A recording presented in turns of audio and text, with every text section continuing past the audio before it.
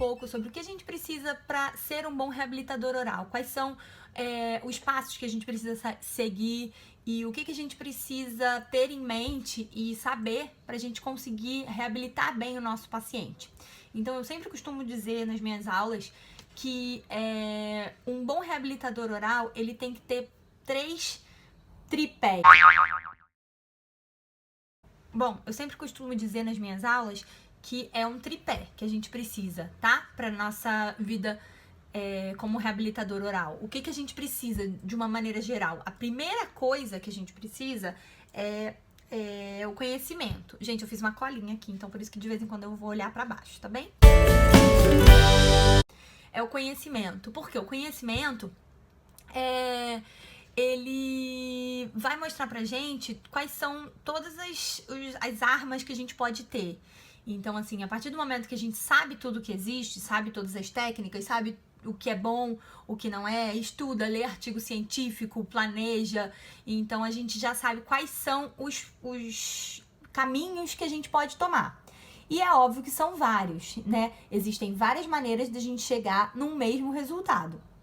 Então, assim, a gente já tendo estudado, a gente já sabendo mais ou menos o rumo que a gente vai levar e o que é a nossa filosofia, o que a gente acredita, já é um primeiro passo. Então, primeiro de todos, conhecimento, tá? A partir do momento que a gente tem o conhecimento, a gente precisa, óbvio, planejar o caso. Então, assim, cada caso é um caso, cada paciente é um paciente. Então, assim, o segundo... Então, assim, o segundo seria planejamento. Então, por exemplo, eu vou planejar o meu caso. Eu vou sentar com o meu paciente, ouvir o que ele precisa, fazer uma anamnese bem detalhada.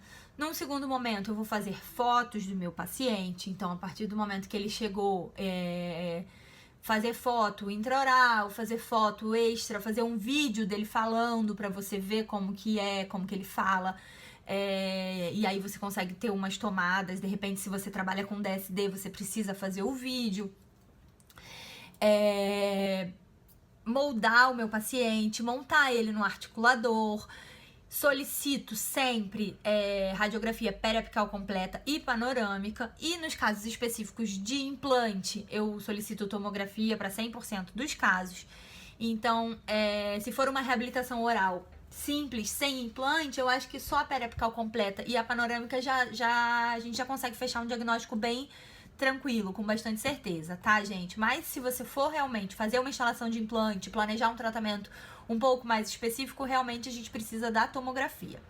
Então, assim, o que a gente teria que fazer, tá? No nosso planejamento, eu, Estela, qual é meu passo a passo?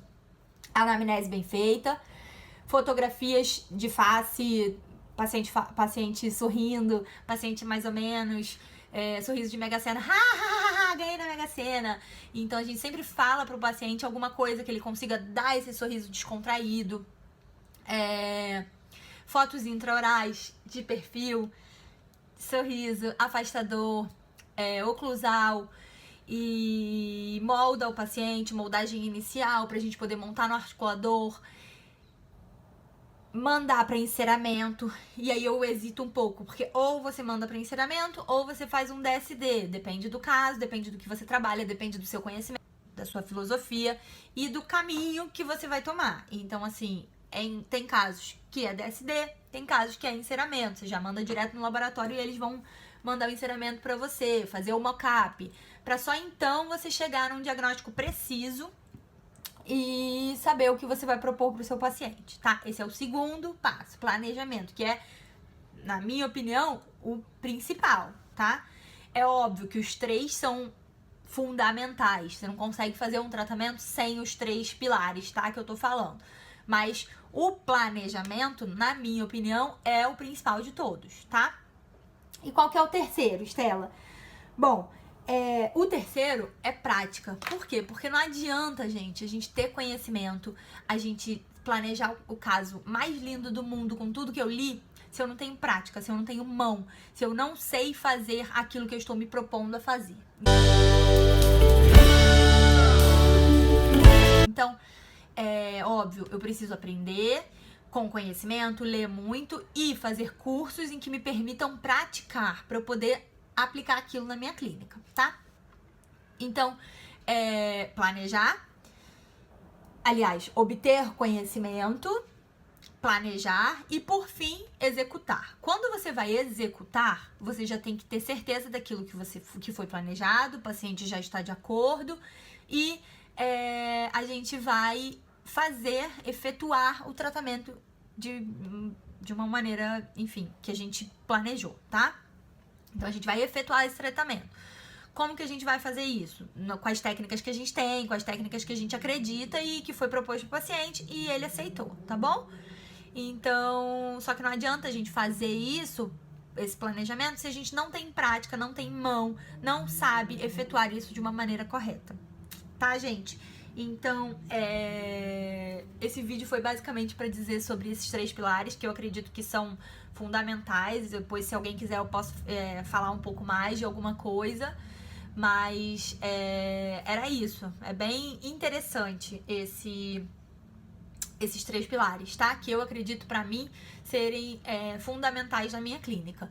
Então, eu obtenho conhecimento, eu sei o que eu posso propor para o paciente, quais são as possibilidades, eu vou planejar o caso da maneira mais precisa possível e eu vou executar da maneira mais correta, da maneira mais precisa que eu consigo executar. Então, era isso. Se você gostou desse vídeo, clique em gostei pra mim aqui embaixo e não esqueça de se inscrever no meu canal, tá bom? Beijo!